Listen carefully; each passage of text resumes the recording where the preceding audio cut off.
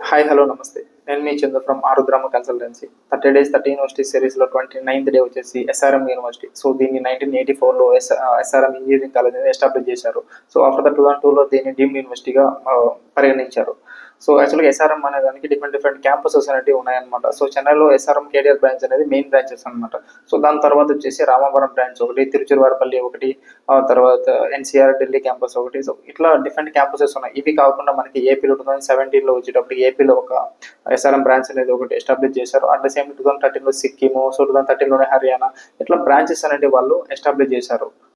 So ఇంకా ఈ యూనివర్సిటీలో అడ్మిషన్ తీసుకోవాలంటే మనకి వీళ్ళు ఒక ఎగ్జామ్ అనేది కండక్ట్ చేస్తున్నారు, ఎస్ఆర్ఎం జేట్రిబుల్ అనే ఎగ్జామ్. సో ఇవి ఫేజెస్ వైజ్గా ఎగ్జామ్ అనేది కండక్ట్ చేస్తారు. సో ఫేజ్ 1 ఒక టైంలో, ఫేజ్ 2 ఒక టైంలో, ఫేజ్ 3 ఒక టైంలో ఎగ్జామ్ అనేది కండక్ట్ చేస్తారు. సో ఈ ఫేజెస్లో అయితే ఎవరైతే దీనికి ఎగ్జామ్ అనేది క్వాలిఫై అయ్యారో వాళ్ళకి స్లాబ్స్ వైజ్ లాగా కౌన్సిలింగ్ అనేది వీళ్ళు ప్రొవైడ్ చేస్తారు అనమాట. సో ఇంకా ఈ యూనివర్సిటీలో అడ్మిషన్ గురించి తెలుసుకోవాలనుకున్నా కానీ, స్కాలర్షిప్స్ గురించి కానీ తెలుసుకోవాలనుకున్నా కానీ బయోలో ఉన్న నెంబర్ని కాంటాక్ట్ అవ్వండి.